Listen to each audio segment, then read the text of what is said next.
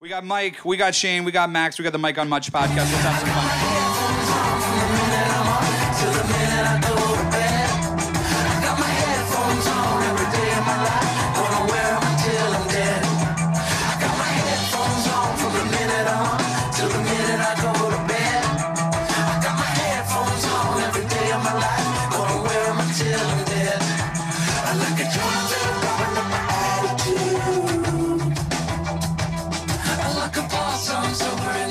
How's it going, folks? Everybody feeling good? It's a Friday. Wow, it's our first time doing this. Welcome to the Mike on Much podcast. I'm your host, Mike Veerman, and I'm here with my friend and trusty producer, Max Kerman. Max, how's it going? Yo, yo, yo. Feeling pretty good. We're also here with our pop culture aficionado, Shane Cunningham. Shane, what's up? Hello. Thank you. Crowd favorite. Yeah, big time. Anyone who goes last is always the crowd favorite, I find. Yeah. All right, we'll test it again. I'm Mike, Not now. this is Shane, and this is Max. That's true. Yeah, all right, proof is in the pudding. Guys, you're here for a for us, historic event. We've never done a live podcast, so, the nerves are a little raw. We're excited to do this, but we're doing it for a very good cause. We are doing this for lupus. So what you guys did tonight, you bought a ticket to come here. All that money went to lupus. We've so far raised over $5,000, so you can thank yourselves for that. Yeah, between the tickets and the I Sang for Lupus challenge, which we all know Shane created. Shane, you want to say a few words about that? You're welcome. And Lupus Canada is in the house tonight somewhere. So thank you guys for coming out. Leanne. And we're so There she Leanne, is. yeah. I feel like I want to see what's going on out here. We're very grateful to all of you for coming out and spending that money. Maxie, how's it going, man? I'm feeling pretty good. It's really, I'm a part of the Arkells, and I have a just great time collaborating with other people. You're supposed to clap when he says Arkells. The band tours a lot, and we play like 150, 200 times a year. So I'm used to going out on stage, but this is the first for me to do it in a podcast with two new guys in a live environment. And Are you nervous? I'm doing all right, but I've been putting up with you the whole week. Yeah. Because every time I ask you how you're feeling about the show, you just say, Well, I'm anxiety ridden. yeah, it's going to be terrible. Well, it's because it's not that you don't do anything. You do a lot. You come out here. It's just that you don't really plan anything. You just come out here and kind of sit and interact with us. I have this dessert PowerPoint thing going on. There's so many technical issues with it. It's so long and so potentially boring. I hope you guys are excited for that. So it's been a different role for me because I've had to sort of and then quell I your have the anxieties. rap battle going on. Well, that's a special surprise. Oh, that's a big tease. Yeah, there you go. And I basically just have to bully a man for being slightly overweight the whole time. And then I'm going to slap him also. There's a part, so. There was like a murmur in the crowd. Ooh. Yeah. Those of you who've listened to the show, you might have heard the episode where on our annual 12 Pubs of Christmas, the Nut viciously attacked Shane during our pub crawl. Did anybody hear that part of the narrative? Yeah. Don't clap for that. Why It are was they terrible. cheering? It's Yeah. assault. We're going to show that video tonight also. Yeah, you'll see it. You'll see it. And then there will be retribution to the Nut. But you guys have been on a bit of a press tour because we kind of created this live show idea from the Lupus Challenge, kind of out of nowhere. So how has the last week been? Because I haven't been able to do the press, but you guys were on The Social on CTV. I don't know if anybody caught that. Yeah, that was kind of cool practice for this because I was very nervous about this, but then I got nervous for The Social, so I kind of forgot about this. And then, but they had this awesome hype man.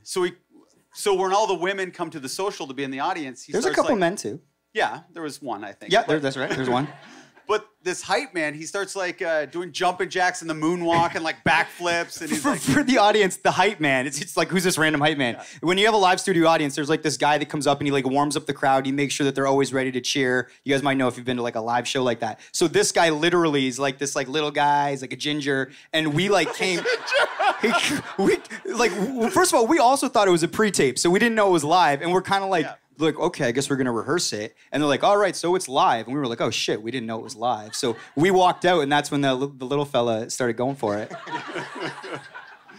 And, I was super nervous. And then I mentioned, I was like, oh, I have a wife and she's pregnant. And then the crowd all went, aww, in unison. And then I felt really good. And then I was, and then I was like, oh, and the baby's going to be born on Mother's Day. And then the crowd was like, hoo, hoo, hoo, hoo.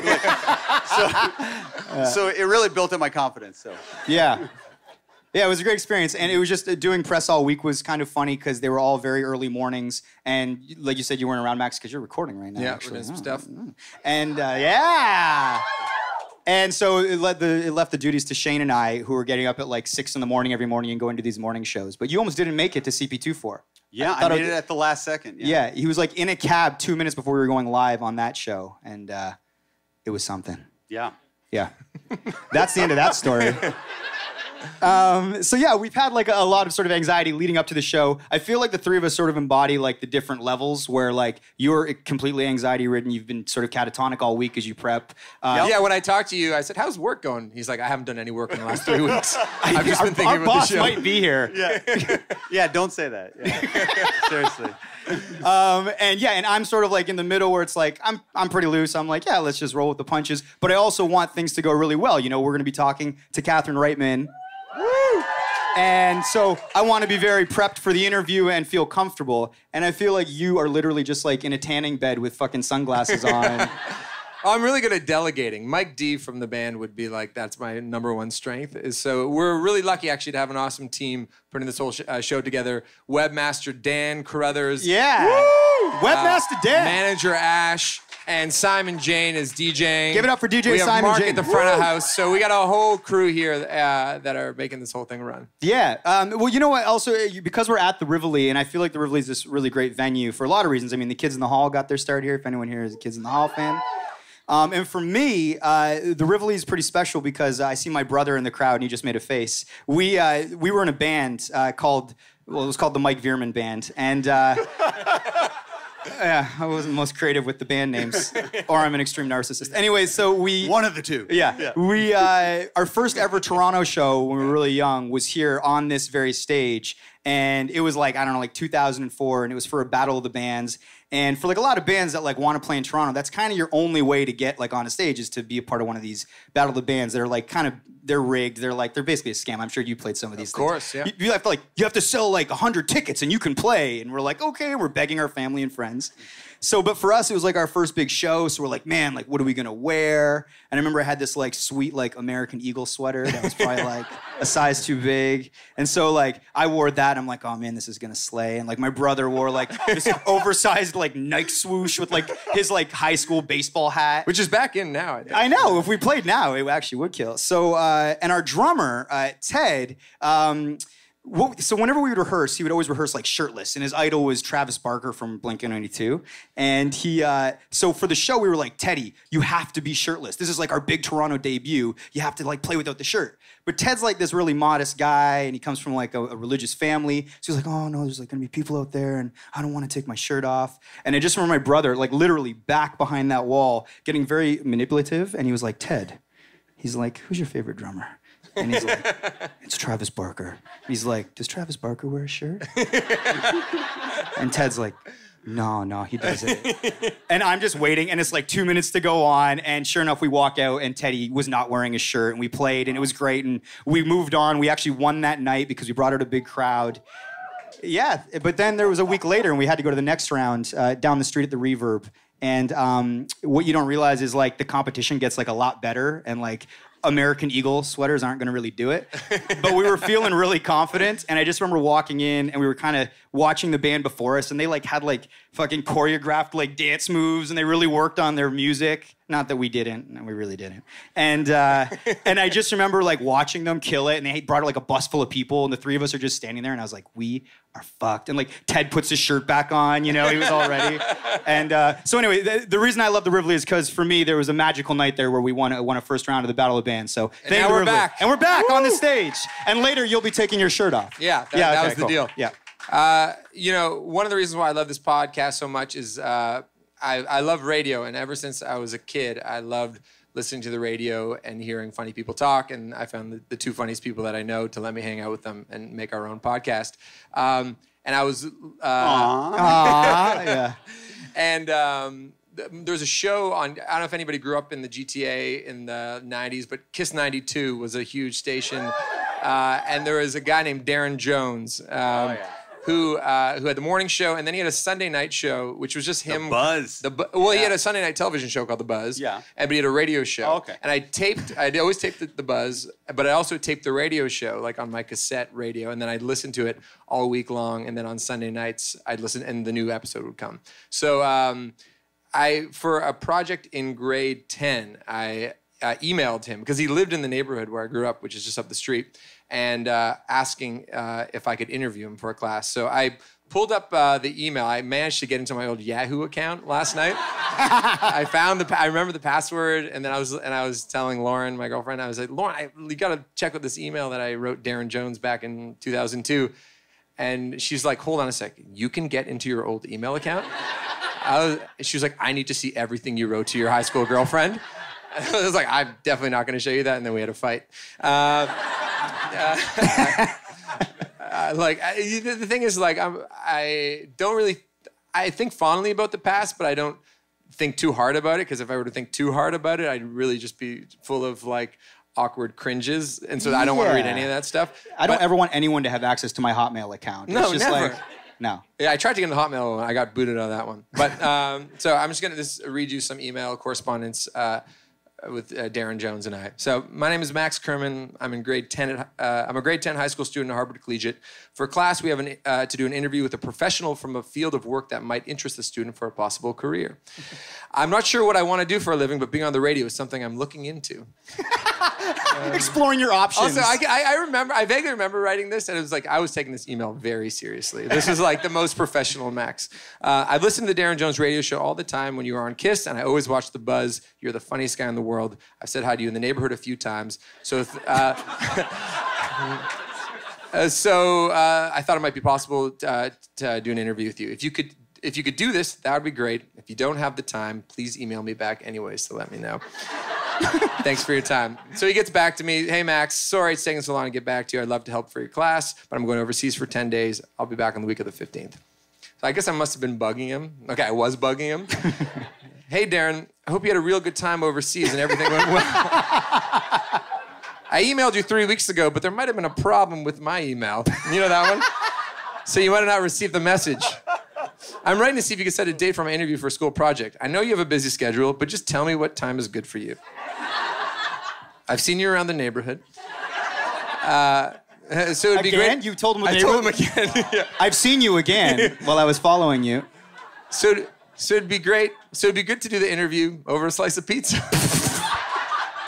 Get back to me when it's a good time. So he gets back. Hey, dude, Monday. Hey, dude. So I'm sort of, there's a lot of emails back and forth, so I'm just getting into the good stuff. Oh, my God. And so we figure out a time and place. Monday sounds good. The Rivoli, east of Spadina on Queen. Meet me there. Just walk through the back. Just walk through the back to the bar and go through the doors, just the ones right here. If anyone hassles you, say you're doing an interview, and if that doesn't work, ask for Zoe. Okay. So, hey, Darren, that sounds good, like a good time for me. But I don't know if I get in that club. I'm only 16. And by the way, the band will sometimes get fan letters from like very persistent teenagers like this. And reading my own email, I have to be a little more patient moving forward. If so, do you want to meet somewhere around there beforehand? The interview will only take 15 minutes at the most if you're in a rush. There's a fine McDonald's at Queen and Spadina.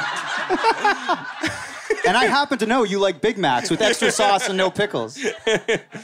Anyway, so I came here and the interview was great, and it's on. I think we filmed it. But I don't know where it is, but I remember just really being appreciative that Darren Jones gave me his time and got right back to me, and I didn't think about it until the other night, but that was probably one of the reasons why we're doing this pod. But anyway, so hey Darren, so I followed up because that's what a professional man does. You follow up. Hey, Darren, Max here, your interviewer. LOL. I got my mark for the project from the interview. It was worth 30% of the year's marks. I got 28 out of 30. That boosted my mark from a 73 to an 80. Thank you.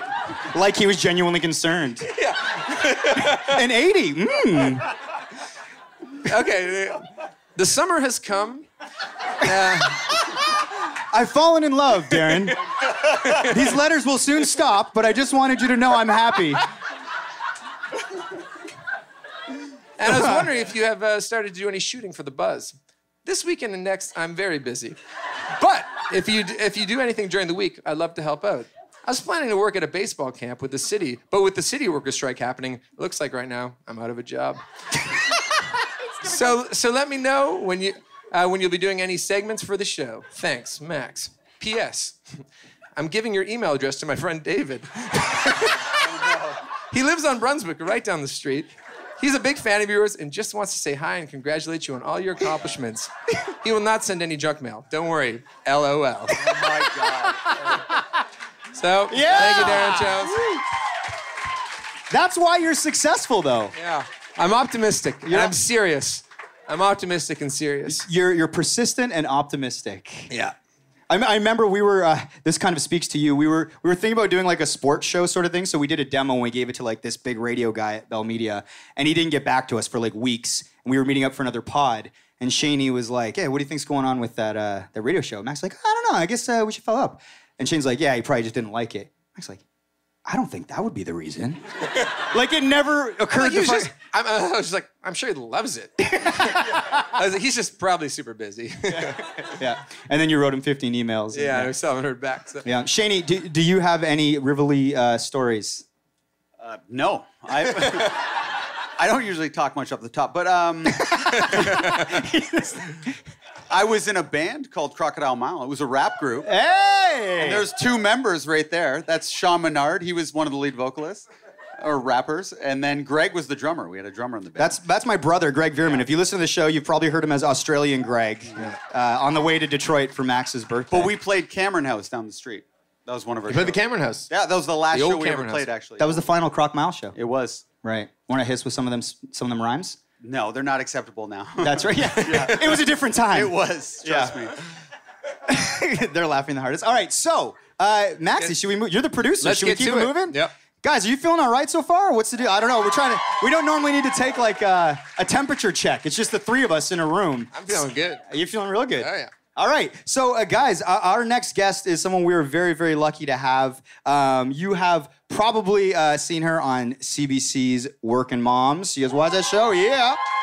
It's on 9:30 on CBC. Nominated for 5 Canadian Screen Awards. Yeah. Big deal. Give it a Give it huge up. accomplishment. Shit's happening. So, you know what? We're actually just going to bring her out, everybody. So please give her a huge round of applause. We're so happy. Our first ever guest on our live podcast, Catherine Reitman, everybody. Hey.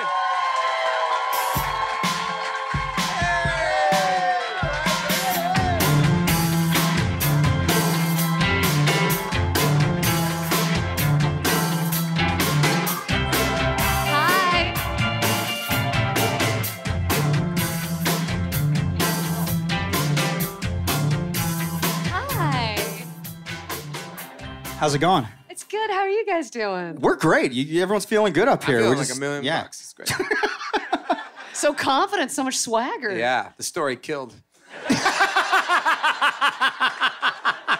Did you hear that saga backstage, all the letters he was sending? I did. A lot of action, huh? Yeah.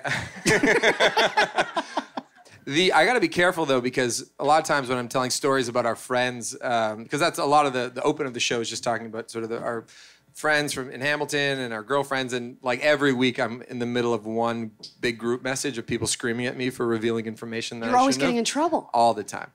Like, So how do you get out of it? I just try to change the subject. Nice.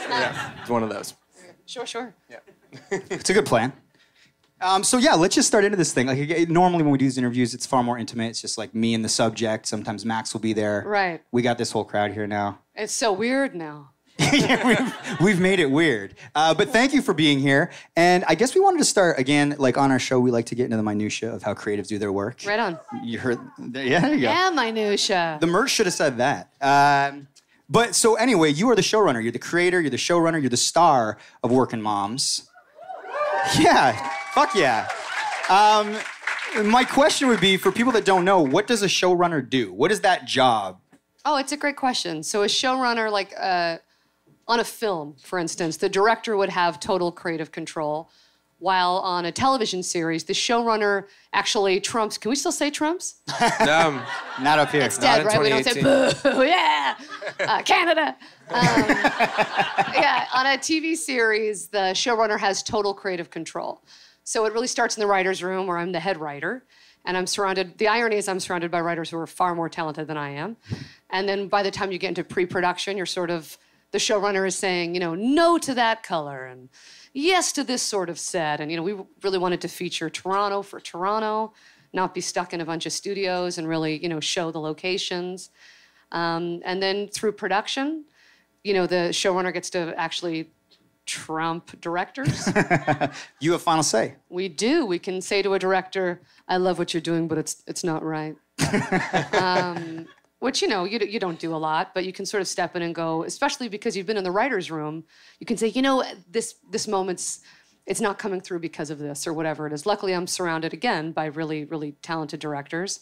And then through post, I also have a husband who's here tonight, Philip. Yeah, get up for Also Philip. stars on the show. He's also on the show, yeah. That's right. He plays Nathan, my husband, for those of you who watch the show. And he is, I always say his magic makes my magic more potent. Like he has such incredible instincts and eyes. And to do all the different things I do on the show, I require someone like him who, at the end of the day, really, you know, he's the spine of it. He keeps it going. Is it difficult to be in a professional relationship and a personal relationship? Not at all. Next question. Just keep it moving. Philip's good, yeah, okay. Yeah, No, all it's right. tough, right? It's tough. I mean, for those of you who work with your loved one, whether it's a family member or a friend or a husband or a girlfriend, whatever it is, it's complicated. It's hard because you go home, especially when you parent together, and you're trying to, you know, he witnesses my lowest moments, but he also witnesses my wins. So it's hard to get in bed and not bring up the shit that happened. It's hard to like not get in bed and be like, hey, you know that moment where I failed? I could see it in your eyes that you knew. You know, like you gotta push it out the door and be boyfriend and girlfriend at the end of the day, which is why he comes to this podcast to support me.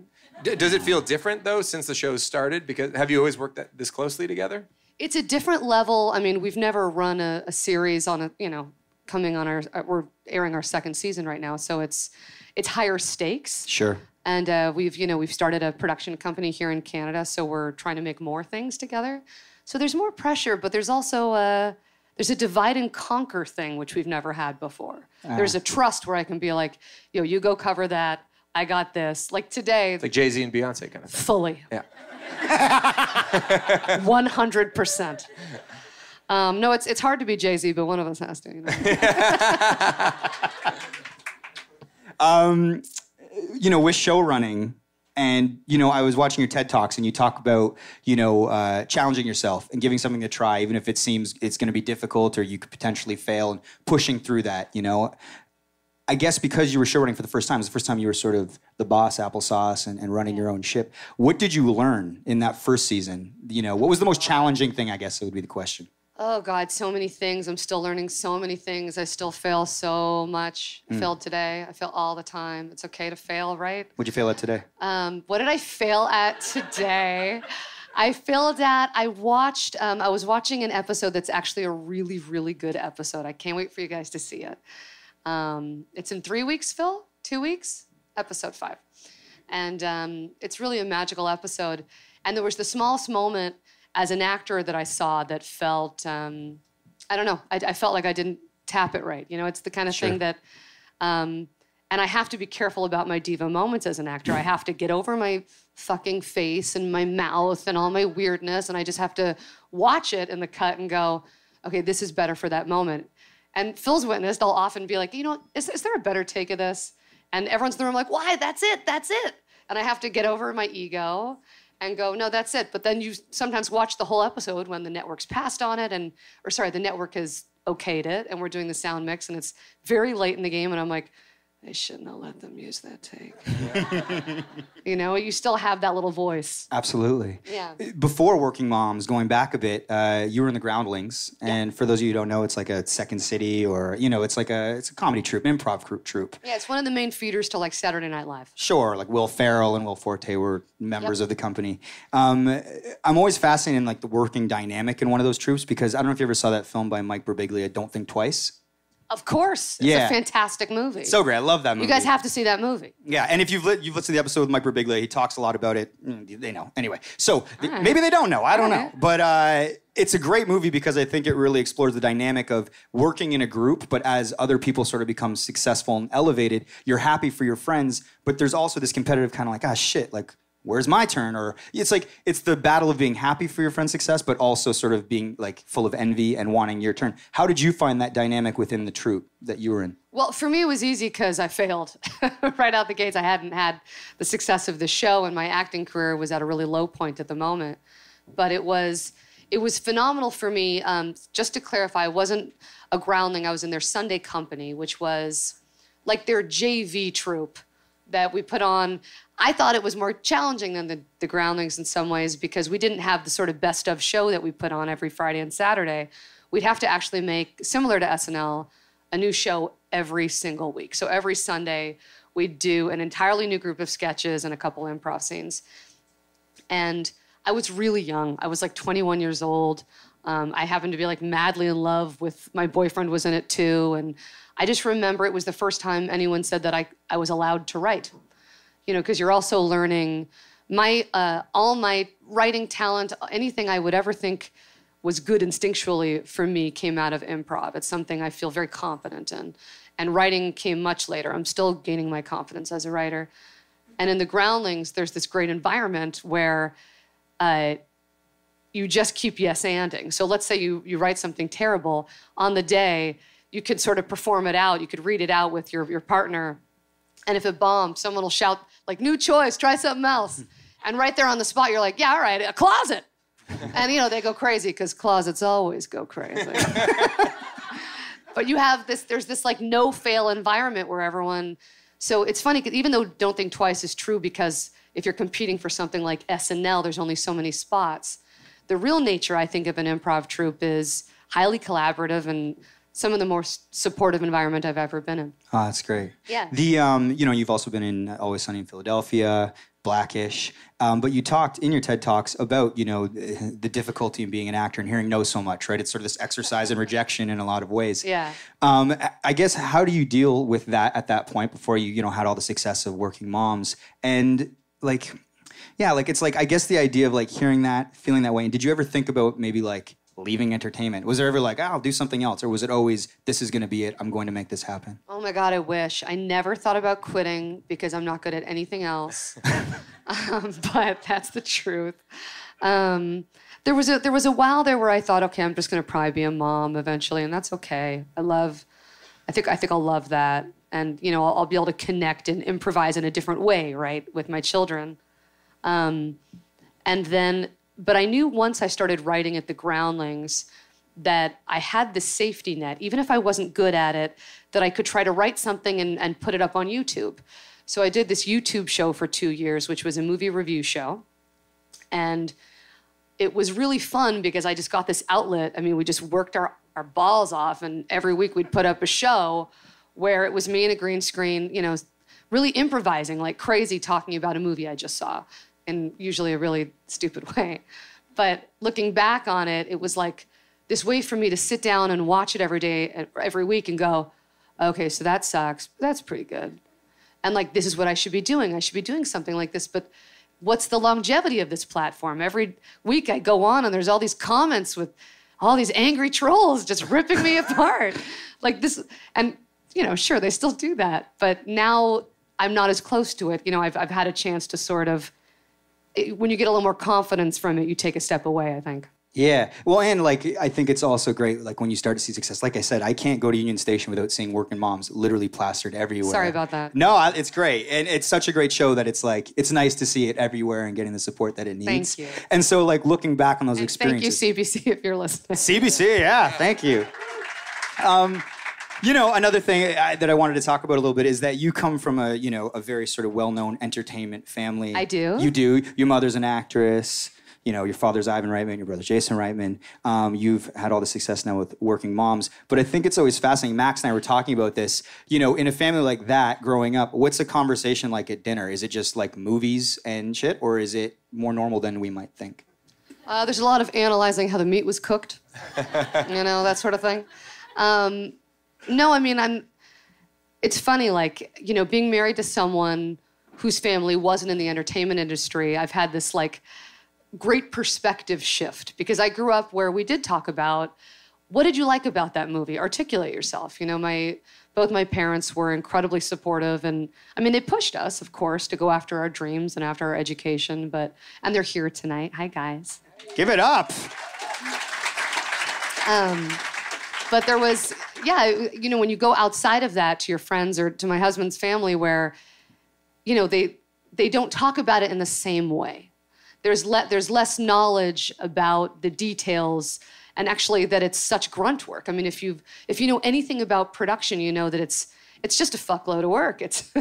It's tiring and endless, and it's not as magical as it is when you sit down in the theater or, you know, you cozy up and watch Netflix. So we get to talk about the work behind it and how they accomplished it in a different way, which was that part was always very special for me because it made me very prepared for how much work this actually would be. Yeah. Well, getting back to Working Moms, like you said, you guys are on CBC. Now, the show has swearing, it has nudity. It almost feels like it could be on like an HBO or a Showtime more so than the CBC. What do the conversations like that look like with the CBC? Are they like, cool, like, let's fucking roll? Or are they like... that's how I picture the CBC talking. Let's fucking do this! Like Let's smoking a do doob, like, whatever, bro. It's the CBC, man. Everyone's got their dick out. Yeah. Just full fucking like, whatever, man.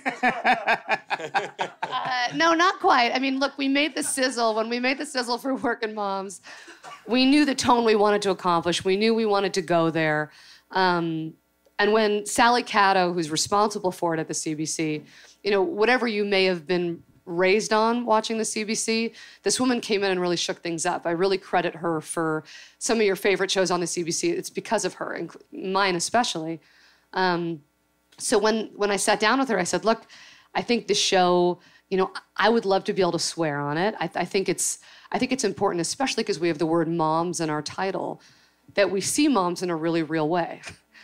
That we showcase them in an authentic way where they are swearing, where they're not perfect. It's not broad. There's not diapers full of shit being thrown at the wall, but that they're flawed and they say fuck. And yes, I would love to show their breasts, not while they're getting banged from behind by a dragon. CBC passed on that show. Yeah. Season 3. Nothing but dragons and doggy style. Dragon style. No, but breasts in a really human way, right? That what our bodies go through. Are there any moms out here in the crowd tonight? So, you know, I mean, that was a little underwhelming. The answer is Can we no. just say, Yeah. I mean, you guys got sitters. Can I hear it? Yeah. All right. Look, any dads in the crowd tonight? Dads? All right. Male entitlement, am I right? But yeah, look, what happens to our bodies when we become mothers is just atrocious. And so... Now there's not going to be any more mothers in this crowd after that. Sorry about that. Except for the women in this house. So tight. Yes, I think showing what happens to women in an honest way was important to us, that we weren't being sexualized or objectified, but that we could just speak candidly. In the first 5 seconds of the pilot was what I put on the table, and they said yes. Yeah. There you go. Yeah. I'll pander for applause. I don't give a shit. Yeah. Well, I like it. Yeah. So one of the other cool things about Working's Mom is it's obviously you created it, so it's created by a female. Showrunner's a female. The writer's room is all female. Correct. Goddamn right. Is Philip allowed in? Sorry? To the writer's room? Is your husband allowed in? Only to bring me flowers and food. Oh! No, Philip's allowed in. He's always the one being like, what are you guys doing? All right, carry on. Like looking through the window. What are you working on? That's right. You have a female DOP. I do, yes, Maya Bankovic. CSA nominated Maya Bankovic. Got a Max connection here. I'll note that Maya Bankovic also did the Kiss Cam and On Paper Arkel's videos, so we had that connection in mind. That's very cool. If she's listening, she's just the most magical creature. Yeah, she's amazing, wickedly talented, and when I found out that she was on the show, I was so happy for her because it was her first gig network as a DOP show. on a network Totally, show. yeah. I loved in your TED Talks when you said, you know, I hire females, and even if their resume doesn't justify it, because it will give them a chance to sort of show where they are, and you need to start somewhere. Well, it's the only way to change the structure, I think. Yeah. Yeah. So, look, I've yet to make any sacrifices from it. I think it's been a hugely rewarding experience, largely for me.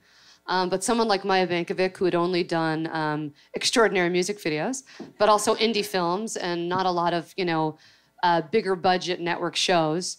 She came, her stuff came across my desk, and I thought, this chick's amazing. And it was a no-brainer. I met her, and now she is the only woman I would try some stuff with, you know what I mean? I'm open-minded. Hey, Dad. I didn't think this through. I shouldn't have invited them. When you, getting back to the minutia, when you're breaking a story, how does that sort of, go from beginning to end? Do you come in and you go, hey, this happened to me or this happened to someone I know, and I want to talk about this, so let's all construct it together? It's funny, it changed a lot. In season 1, it was just that. Season 1, it was like, I fantasized about driving my car like right into traffic today, and it was like joyous. And there'd be a few chicks who were like, I'm so sorry. And then there was like one woman who's like, yes.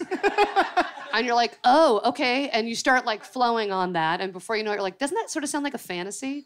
Being like trapped in a nice hospital and things being brought to you and Sure. like no responsibilities and deadlines sort of, oh, don't you hear? She's in a hospital, she can. And like, so that's sort of like, in season 1, it was a lot of that. It was like me telling as honest as I could be, something that happened to me, dark, bright, whatever, and us flushing it out. Season 2, we went a little further, and a lot of other people in the room would bring, like when I was a kid, my parents went on vacation, and I found a picture of my mom with another man, and they were both in wedding attire. Wow. Like that kind of shit where you're like, that's a great story. What's that about? And then we sort of build, and I think that writer is here today. Silent. Great crowd. It's a great crowd you guys get. It's our first time. Listen, you're doing great. Everything's going great. Yeah. But yeah, so we, and then I try to improvise once we get into, okay, so here's the structure of the scene. We're sending Anne into this abortion clinic. We're gonna bring Kate, but Kate's got her baby because she's stuck with the baby. What kind of funny conversations could happen? And you go into, the baby's being a dream and Kate being embarrassed because her child's being actually well-behaved in an abortion clinic. Exactly, yeah. That kind of thing. Totally. Totally. Been there. What? Like, I can relate. You get it. Yeah, like Max said, we talked to your DOP, Maya. And do you want to take this one, Maxie boy? What's happening? I just wanted some dirt on the show. So I texted Maya today. And Dirty dog. she says you're hilarious and lovely to work with. But she said that you invited a psychic to the set to give readings to the cast and crew. I did. She's a very unorthodox showrunner This is move. the dirt. This is classic Maya dirt. She's like, she brought donuts for everyone. Brace yourself. So what was the impetus of that? Ironically, every Friday we have Food Truck Friday because we're a great job. And one Friday we had sort of blown through like pizza trucks and everything. I'm like, what can we bring that'll be like really fun? And so we got a little tent and we brought a psychic. And the irony is like, it was the worst decision ever as a showrunner because everyone's in there for like 10 to 15 minutes a pop. No work gets done. Nothing's getting done. And they're coming out crying and shit. So I'm like, I got this crazy day. I'm trying to get everyone home to see their kids at a decent hour. And I just got like, my lighting guy coming out of the tent being like, I shouldn't have taken this job. She said to go to Germany.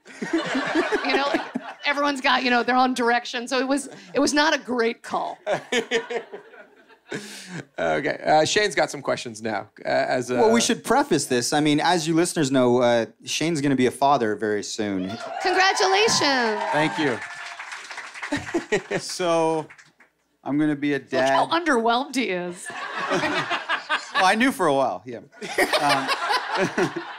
So, I'm going to be a dad in 3 months, right?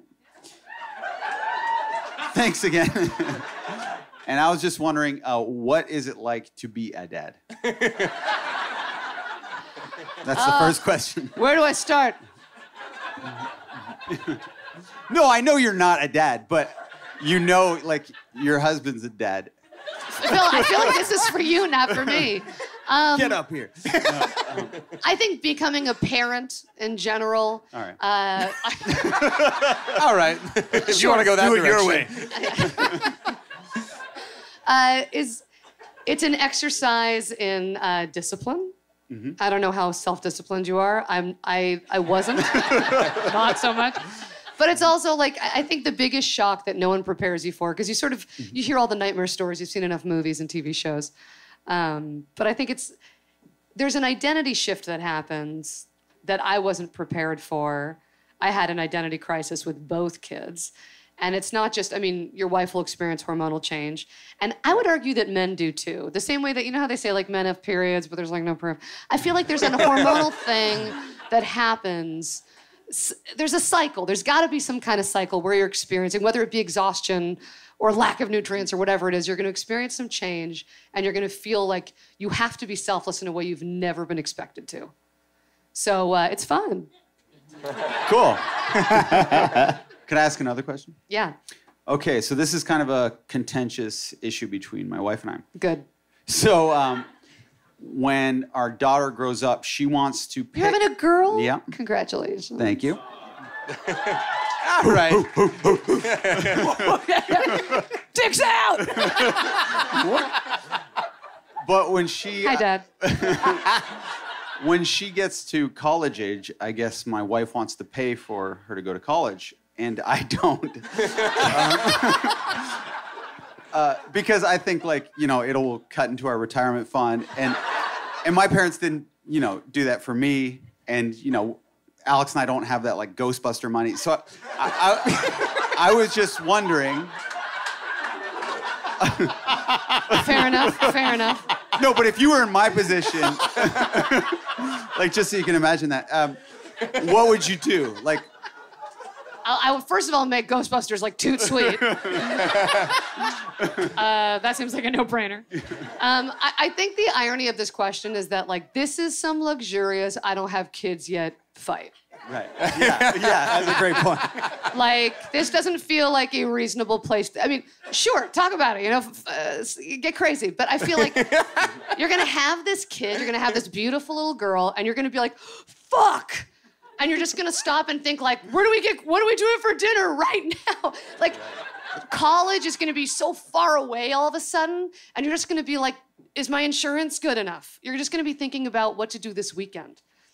So I would just keep doing this podcast because it's paying bills for show. Yeah. You know it. But focus on the day-to-day, man. You got to figure out who she is. Maybe she might not be the college type. She might be a real travel Europe type. You don't know. Yeah. All right. Yeah. Do not pay for that. Okay. Thank you. That was not helpful. I would just say, and listen to your wife. She's probably, right now, how many months pregnant is she? 6? Stop looking over there. Is she over there? She's right there. Hi. Stand up, Alex. We talked about you on the pod, yeah. Rub your belly. Oh, she's Show us your belly. tiny and gorgeous and not showing it all. Good for you. Right now, she's going through some stuff. You know what I mean? Mm-hmm. I know, yeah. Let her work. I would say we got into a fight before the show, actually, yeah. Oh, yeah. No, look. Next dessert, yeah. She'll do that even more when she has the kid. Don't worry about it. All right. But right now, let her win that fight. Mm-hmm. And then later, once you discover who this girl is, then you can talk more reasonably about university. Is that a fair answer? That's a fair answer. The wife agrees. Yeah, you got a standing O from Alex over there. Can I ask one more question? Yeah. All right. Cuts to midnight, we're all still here. So everyone always says, you love the kids equally. You have 2 kids, right? Yeah. I've got a favorite for sure. You do, right? They don't listen to podcasts, so it's Right. fine. Oh, okay. Not yet. But is that a thing, though, Not for yet. real? Like, do you actually have a favorite? I have the same question for Ivan. Yeah. Ivan, goddammit. You know how to answer that. That's right, I'm totally the favorite. No, I think I think I do for sure. I'm not sure it's the same as my husband's favorite. Right. I just have one that's more like low maintenance right now. Right. So that's my favorite. That's awesome. But they're both really special in their own way. Cool. One's just like a little more special. Catherine, thank you so much for your time. Thanks, guys. You were amazing. Everybody, give Catherine a big round of applause. Thank you so much. You guys recognize this track every time we go to the dessert?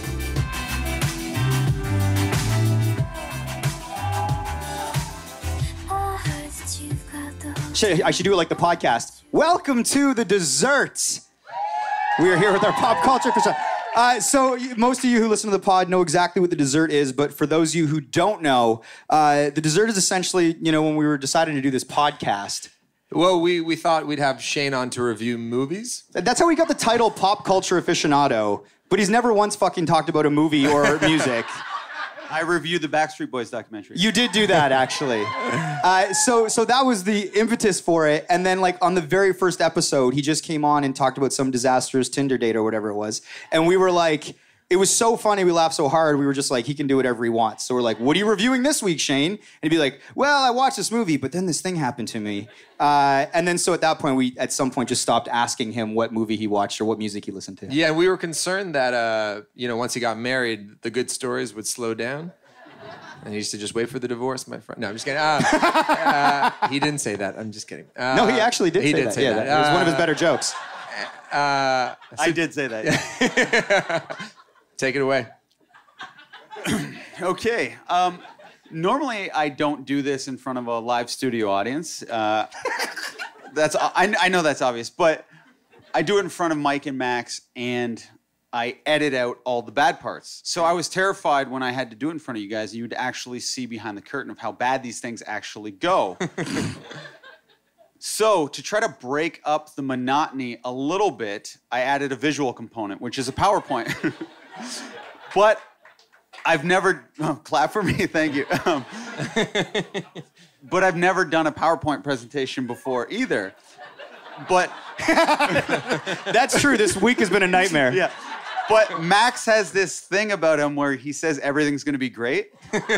So I'm like, I'm having a panic attack, Max. This is going to go horrible. He goes, no, it's going to be great. And then we got here and the PowerPoint did not work at all. The computer was too slow. So now I have this tech expert with me. And that's what I am. We flew him in from Germany just for the gig. His name is Felix. He's from Germany, and he also did all that great merch backs there that you see. Give it up for Felix. So instead of me hitting the space bar like 18 times to get the next slide going, somehow he's going to figure out how to do it when I touch his shoulder. Okay? Also, so you guys know, Max and I have, every dessert, and we, like we've said before, save it for the pod. The three of us used to talk all the time about what's going on in our lives. We're now no, don't tell me, save it for the pod. It's great for the pod, but it's ruined our friendships. Yeah. We don't know what the fuck Shane's going to show us right now. We have no idea. We do have members of the Bell Media legal team here, though. You'll have to sign some waivers, probably. Okay, well, speaking of Bell, as some of you may or may not know, I work for Bell Media. And for my... Wow. That got you got a woo. And for my 10-year... The words 10-year appear on the screen.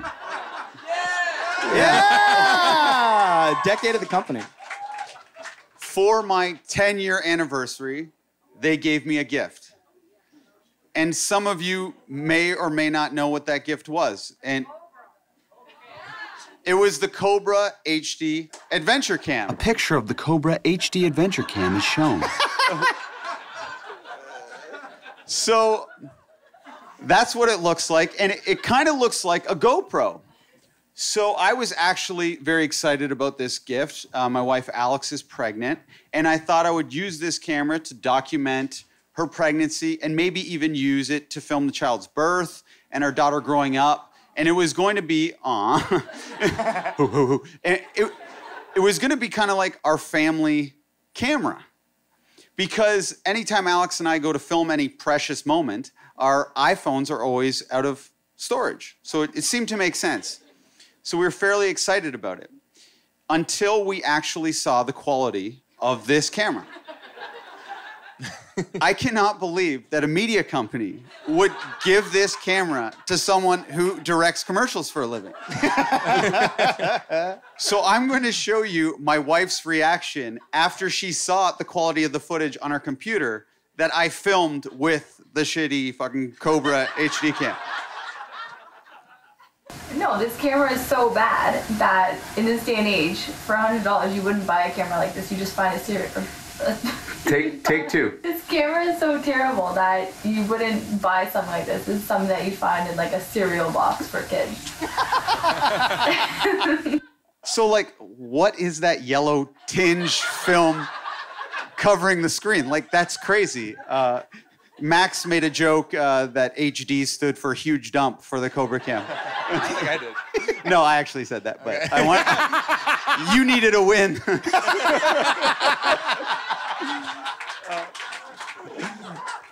So, I talked about this on the pod, and then we had this idea that I should make a documentary and send it to the people at Cobra. And Max actually did have this idea. He said I should get in touch with the CEO of Cobra and interview him using the Cobra Cam and then put it in the documentary. So I'm a big fan of Nathan Fielder, and this seemed like a very Nathan Fielder-esque thing to do. So I got very excited about this idea, and I said, I'm gonna do it. I just need to make the documentary good, because the only thing I really want to not be good is the quality of this footage. So I thought, what is a compelling subject? The Champagne Boys. And I thought I would... A little context for people who don't know. All right. Yeah, well, so if you listen to the pod, we have like a group of guys that are very near and dear to our heart. I think there's like, is anyone in there, who here is from the Champagne Boys in the room right now? There's a couple dudes. Yeah, a couple dudes. They will be shirtless later at the party after this. But again, like we called ourselves that ironically because we got really drunk one day. There was like a Raptors 1 o'clock playoff game, and then everybody was annihilated by 3, and someone had a bottle of champagne, and my brother and Julian were like, "We're the Champagne Boys." And then for some reason that stuck. So it's really just the name for our group of friends, which is now ballooned to like, I don't know, 15 dudes. Yeah. I don't have an exact count. No more digressions, Mike. My bad, it's your time. But I decided the first night of filming would be for Max's surprise birthday party in Detroit. That's right. And how excited were you when you found out that surprise party was in Detroit? Well, I just got home from tour, and I was like 4 hours down the 401. It was like a snowstorm. But He was like, yeah, Detroit.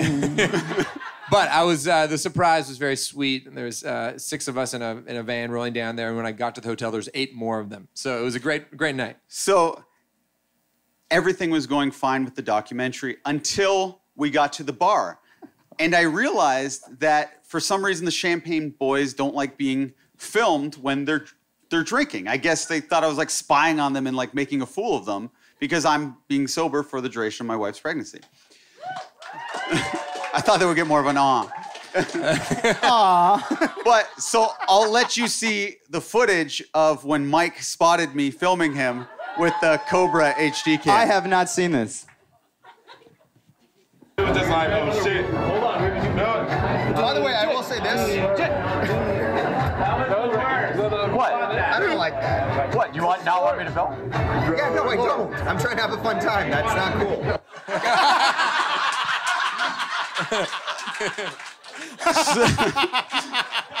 So I had to stop filming for the rest of the night because, you know, I didn't want to be in trouble. So the next big event the Champagne Boys were going out on was called the 12 Pubs of Christmas. And this is a pub crawl we do with the guys. It's an annual event. And I warned everyone. I said, listen, I'm bringing out the Cobra Cam.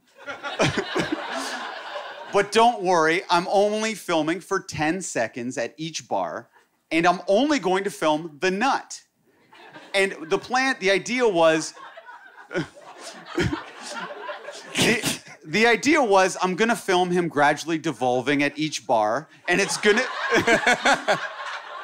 gonna be a funny little edit, and it's just an innocent thing. So the nut, when he was sober, he was totally cool with this idea.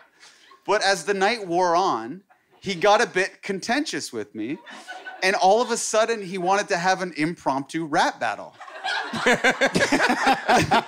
And I did not. But he insisted and dragged everyone to a house party and forced everyone to play instruments for the rap beat. And when I refused, so I just said, hey, I'm going to film him.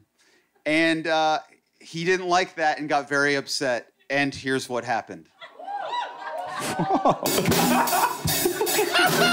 Yogi, you're a loser. His name's Yogi. Oh, I'm gonna stop fucking filming. The Nut throws drumsticks at Shane. The Nut slaps Shane. Save it for the pod, let's go. Save it for the pod. Boo! Fuck you, Nut! It's assault, brother. So that's what the Nut is really like off air, in case you were wondering. He's so nice. So I decided to stop filming the Champagne Boys for the documentary. And your health. Yeah, and my health, my physical well-being. But luckily, Alex has a very well-off, rich aunt. People know what well-off means. And she bought a cruise for Alex's entire family. And I'm married to Alex, so I guess I'm like snuck in and I'm included in that. And here's the picture of the entire family. So that's all of us. I'm the ugliest one in that picture, if you can't tell who's not related to Alex by blood. I like the hands over the belly. So that's everyone who went on the cruise. And I thought, this could be an awesome documentary subject. Although I would never go on a cruise normally, I'd always wondered what it would be like. So I decided to do a documentary on the inner workings of a cruise ship and the people on the cruise. And I thought, everyone is on vacation. They're all tourists. They'll all be filming anyway, right? Like, what's the worst that could go wrong? It's a super cut of the staff slapping you. Well, I've realized people fucking hate the HD Cobra cam for some reason. I don't know why. So the first couple days of the cruise went fine. I even got a tour of the inside of the kitchen. Trust me, it was cooler than I'm making it sound. And there is like a little prison on the cruise ship. It's like crazy. A brig? What's that? It's called a brig. Oh, okay. Yeah. You've been in one? I had some hey, cruise man, ship prison you know I don't story? like to be filmed, bro. So everything was going fine until, and I guess I'm going to talk about Alex's father and my father-in-law, John. Now, he is a very outgoing guy. He's literally the type of guy who will start a conga line. Like, and I have footage of him trying to start that, actually. Conga line will work. It's like the Lucas challenge. It just takes a little bit of alcohol.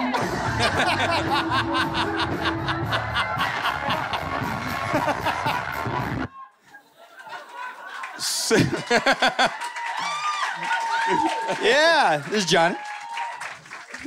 There he is. Yeah.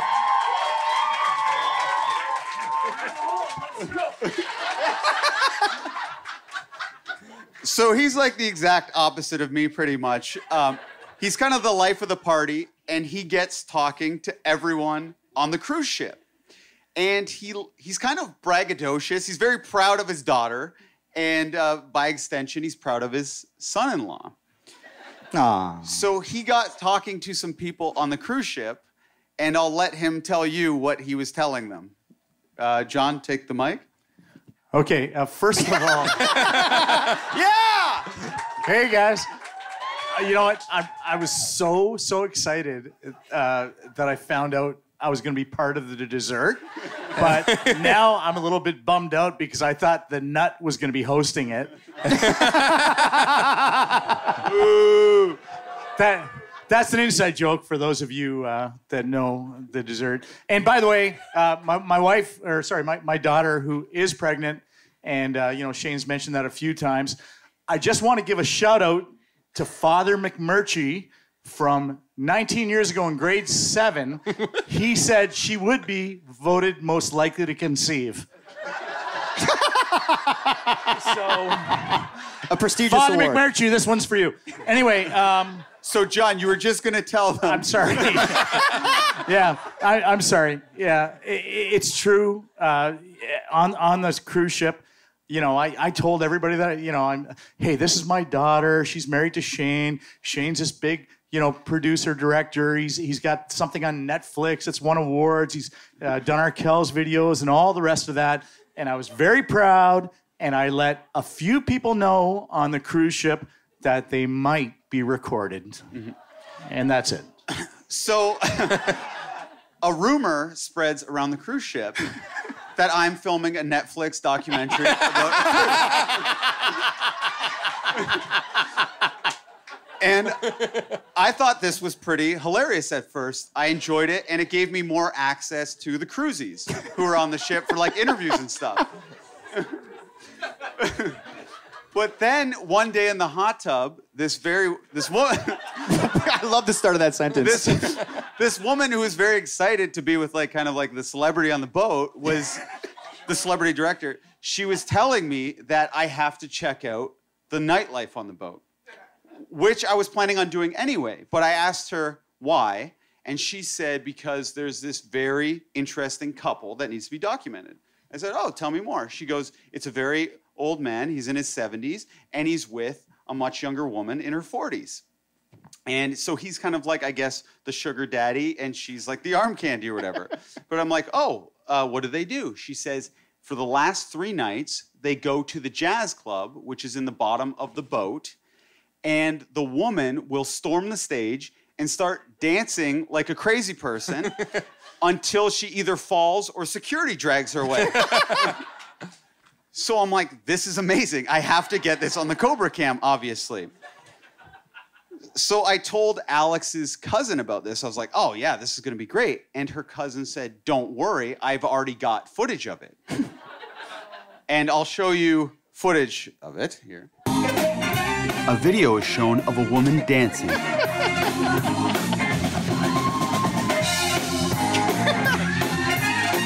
And then falling. There it is. So I said, this footage is amazing, but it's not filmed on the Cobra HD Adventure Cam. So I need to get it myself. So sure enough, we show up at the jazz club. The pretty easy couple to spot. It was the older man and the woman, and I could tell she was getting ready to storm the stage. So I started filming the band, pretending I like gave a shit about the jazz band, right? The BB King, they're called the BB King All-Stars. Then the woman storms the stage. She starts rocking out even better than before. And she's twirling, going crazy, and then she falls even better, right on her ass and kind of like hits her head. But she wasn't like hurt or anything, but it was just like in that perfect funny way. And then I'm like, wow, we did it. This is amazing. I have the footage. So I put my camera down and I go to the bar and I grab 2 mocktails. Because Alex and I aren't drinking, so I'm just celebrating with a mocktail pina colada. Uh-huh. And then we finish the drinks. We go back to the room. I go to plug in my HD Cobra Adventure Cam, but I cannot find it. It's nowhere in sight. I'm like, oh shit, I just left it on the table. I'll run back and get it. I go back to the bar, look everywhere. It's nowhere in sight. I ask people, no one's seen it. I come back to the room. And then Alex has a theory that the woman's sugar daddy saw that I was filming for my Netflix doc and has stolen the camera. So I like that theory. I think that's funny. That'd be amazing if that was true. But I'm like, in all likelihood, it's just in the lost and found. And in the next morning, I'm going to retrieve it. Next morning comes, check the lost and found. It's not there. So I come to Alex and I'm like, you might be right. He might have taken it. And luckily on this day, it's New Year's Eve. And I know for a fact that on New Year's Eve, the BB King All-Stars perform on deck. So I know that this woman is gonna be there and I'm gonna have an opportunity to confront the husband and just figure out if he's taken it. So I'm kind of biding my time all day, just waiting for nightfall. Let's name your first novel. Yeah. And I get into, I don't really ever get dressed up, but I put on a Hawaiian shirt and slacks, but it's my big New Year's Eve outfit. And Alex puts on her outfit, which is this ridiculous maternity wear, like covered in like diamonds or something. I'll show you that. A picture of Alex in a sparkly dress is shown. So that's what Alex wears, and I look like a total schlub next to her. So she walks out to the party when it's time, and she's walking a little bit ahead of me. And there's these 2 crew members, because I guess the crew members are allowed to party on New Year's Eve with us. And immediately, these men in the sea outfits, these seamen, if you will, they approach Alex and they ask her a question. And I'm like, well, I'm just gonna lay back and see how this plays out. And Alex, what did they ask you? They said, would you like to come to a private party in the captain's quarters? So I'm listening to this, and I'm like, okay, let's see how she reacts to this. And what did you say? No, I can't. I'm married. And then what did he say? So, would you like to come to a private party in the captain's quarters? And I'm listening to this, by the way. And then what did you say? I'm actually 5 months pregnant. And then what did he say? So, is it a yes or a no? So I immediately, I'm shocked about how brazen this guy is. Like, he should be fired for doing that. So I rush over and I start kissing Alex's tummy. And I'm like, how's my baby in there? And then although I'm sober, I'm trying to act like I'm a fun guy. So I'm like, let's dance, baby. And I'm like grooving and kind of acting like I'm the life of the party. It's like I'm a young John all of a sudden. And everyone's like, wow, this guy is like, I know how John feels all the time now. So I'll show you a clip of me being the life of the party, kind of. A video of Shane with an inflatable champagne bottle being masturbated into his mouth is shown. So, so just to explain what I'm doing, I'm grabbing a giant champagne bottle, and that's kind of like acting like a penis, and it's like ejaculate's like coming in my mouth. So it's like champagne ejaculate. But so people are starting to think that I'm drunk, but then I spot the old guy. And this was footage shot on an iPhone, but I just want to show you what the old guy looks like. So right. The camera pans around a packed crew deck until it stops on a freeze frame of the sugar daddy. There he is. So I spot him, and I'm like, okay, I'm just going to walk up, and I go up, and I say, sir, excuse me, did you happen to find a camera the other night at the jazz club? He goes, what did it look like? And I'm like, how many cameras is this guy finding on a nightly basis? Drops his bag and 10 cameras prattle out. So I'm like, it's very small. It says HD. It's Cobra Cam. And he goes, yeah, I think I did find it. And he doesn't say anything else. I'm like, could I please have it back?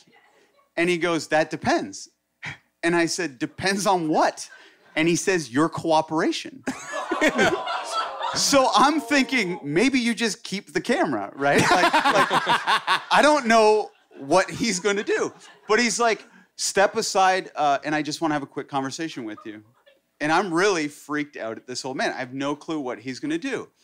And we get to the side, and he explains to me that he knows what I'm doing, and he doesn't like it.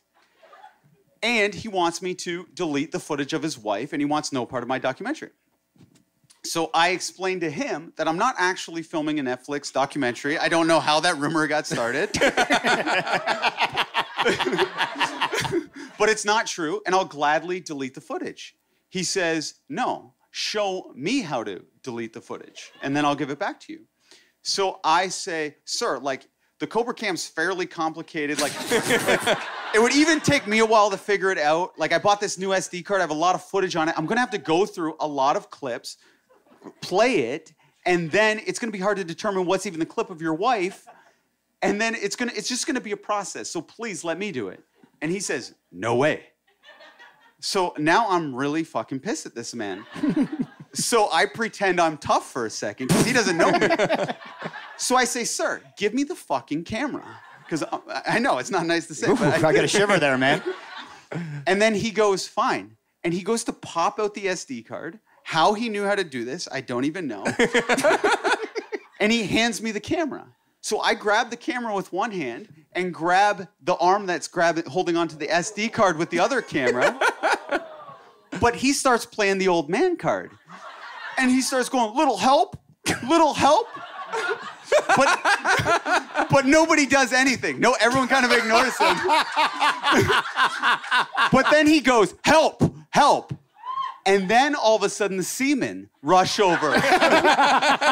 And they grab me from each arm and pull me away. And the old guy kind of gives me like a weird little middle finger.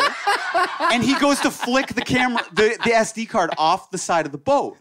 But he slips, and it's like hard as his hands couldn't get a good hold of it, and it drops. So I break free from the seaman dude, and I run after it, and I see the general direction, and I got like a good hold of it, and I pick it up.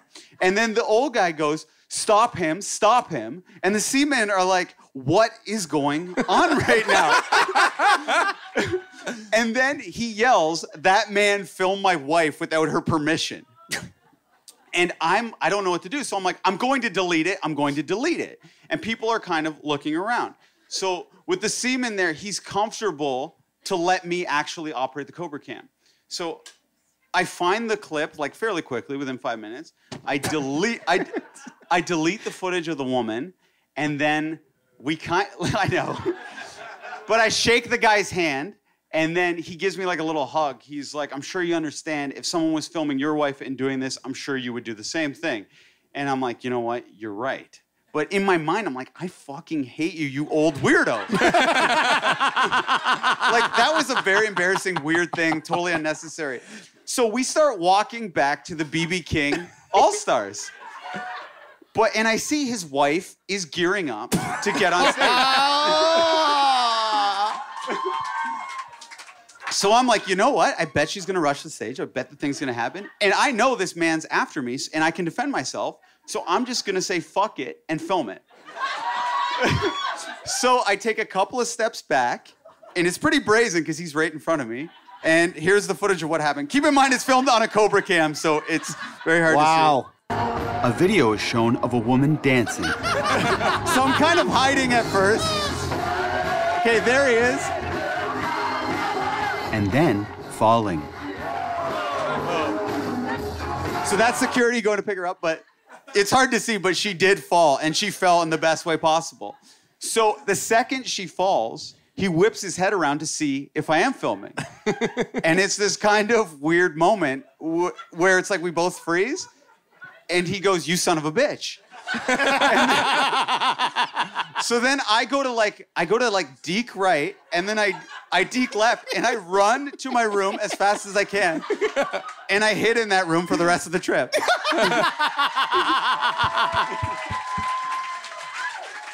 How was the rest of the trip? But the rest of the trip there was 5 more days left in the trip, so it was fairly awkward. But anyway, that's the dessert PowerPoint. Man. Yeah! Thank